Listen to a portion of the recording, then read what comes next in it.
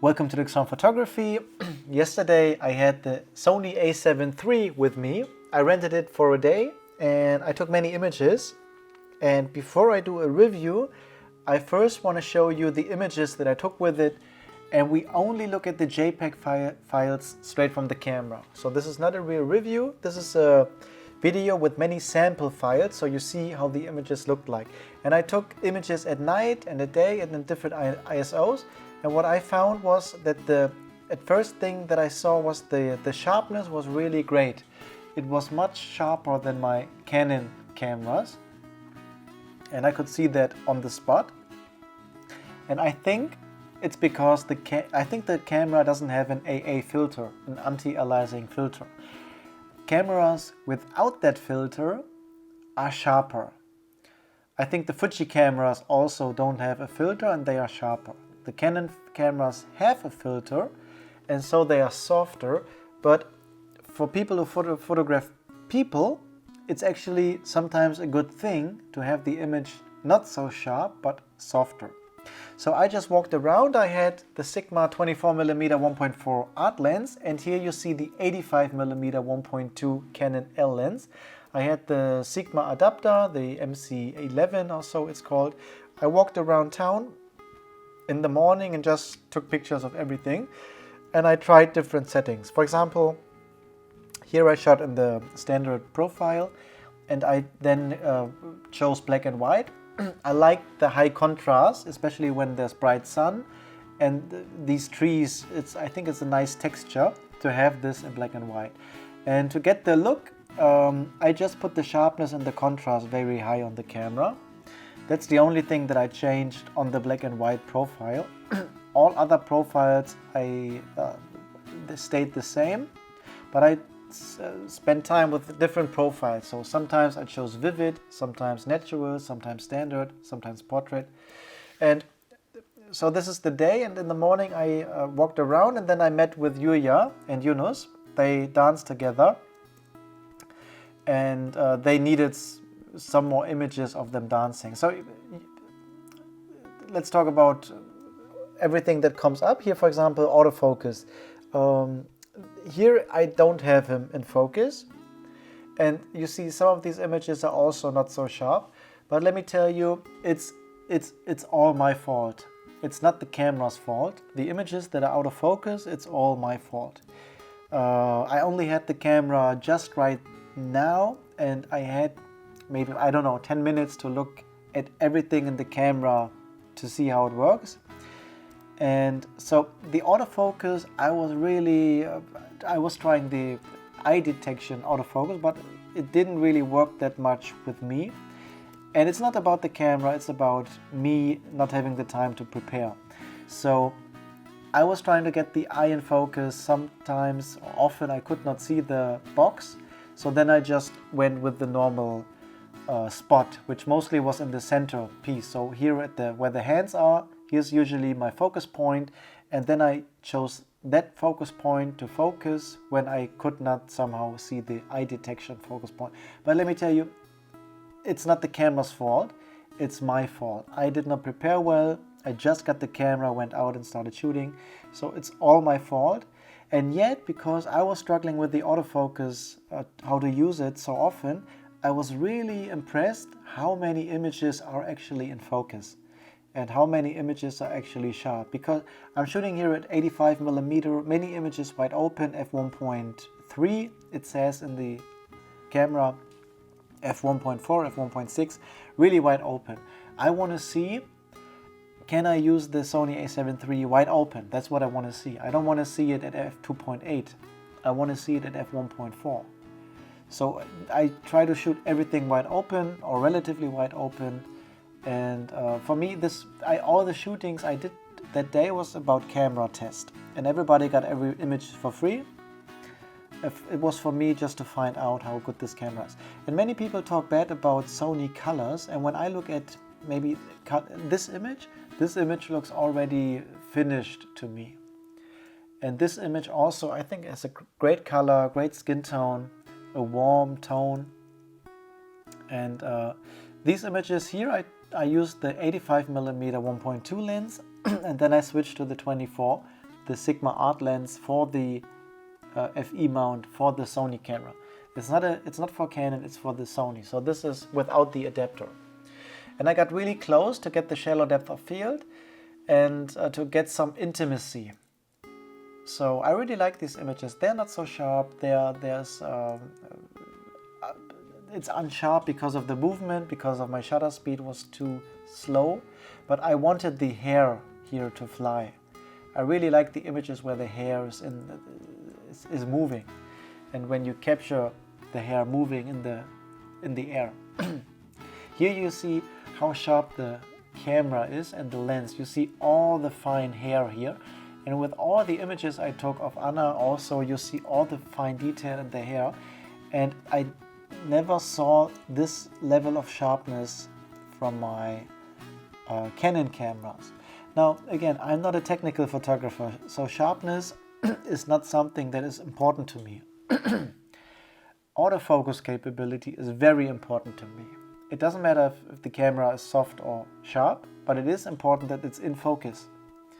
Now, for example, here, I go back. Here, for example, you see my nose is sharp, it's in focus, but my eyes are out of focus. This is not the best image because the focus is not where it should be.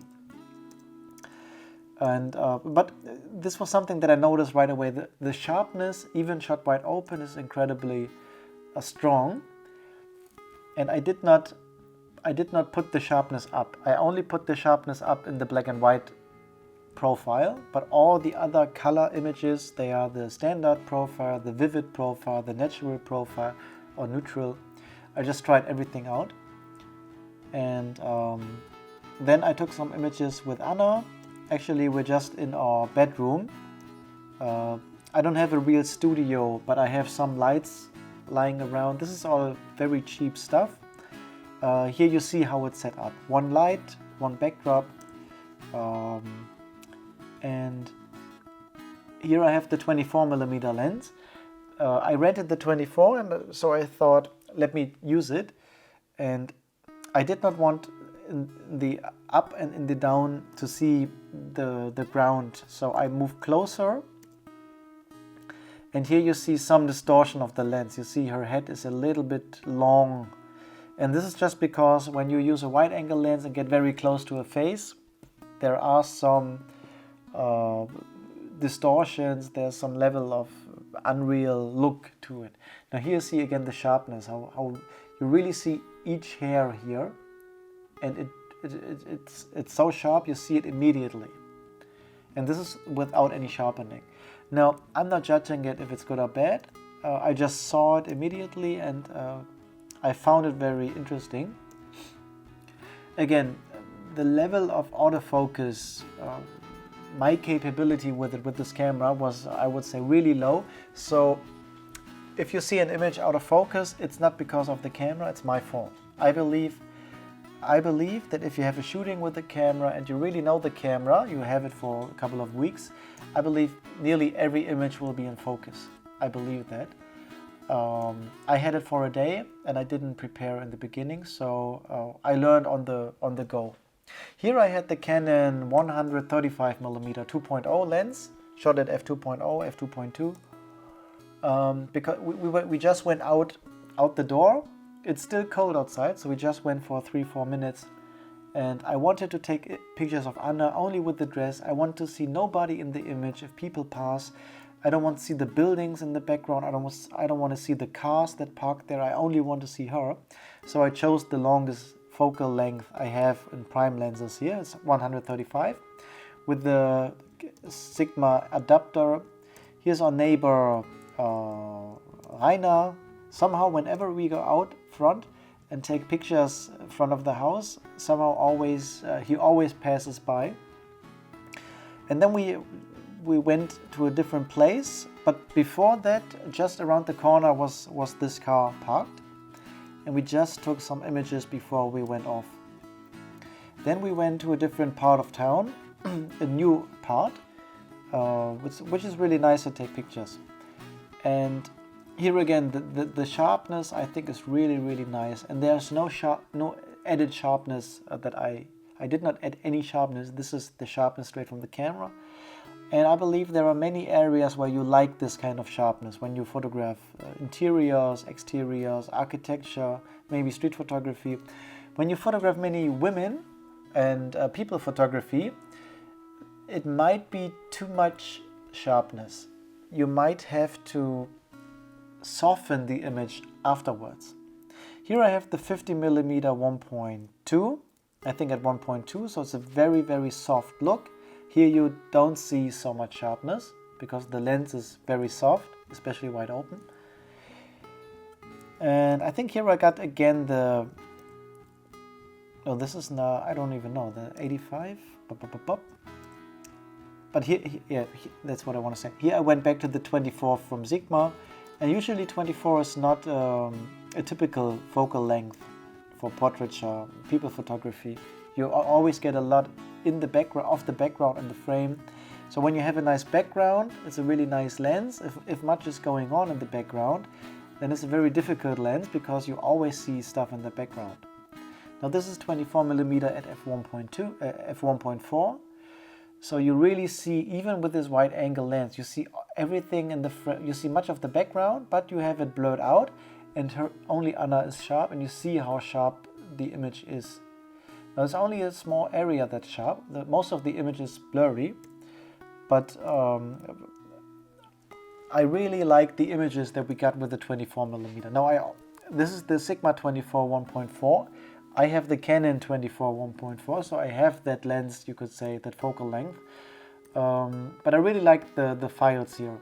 Now I have to say, all the images you see I took yesterday, and I haven't even imported them into Lightroom, so I don't know anything about how to edit them. But from what I heard is the dynamic range should be incredible, and I just looked at the JPEG files and I found them so perfect. This image, for example, I like the skin tone, the color, it's warm.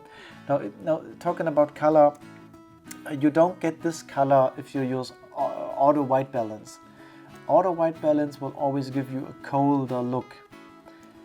If you want colors like this, straight from the camera, from the JPEG, you have to use a different white balance setting. I always choose Kelvin, select a Kelvin value. This way I always have the same look in the image. There's no change. Here I have the same Kelvin value as here, and so the images all look the same from the color. I tried different lenses. I had the Sigma 24 art lens for the Sony, so this was the native lens. I had the Sigma MC11 adapter, and I tried the Canon lenses I have here, the 50 1.2, the 85 1.2, 135 2.0, and just played around with it. Again, the idea was just to learn the camera, just to get a feeling for it.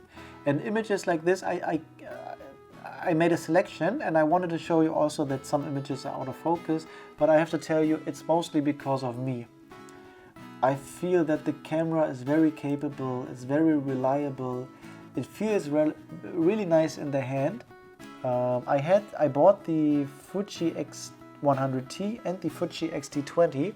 I had two Fuji cameras, I paid for them, I had them for maybe 8 months, half a year to a year, and I didn't really like them because there was no grip. I could not hold the cameras, especially not with one hand.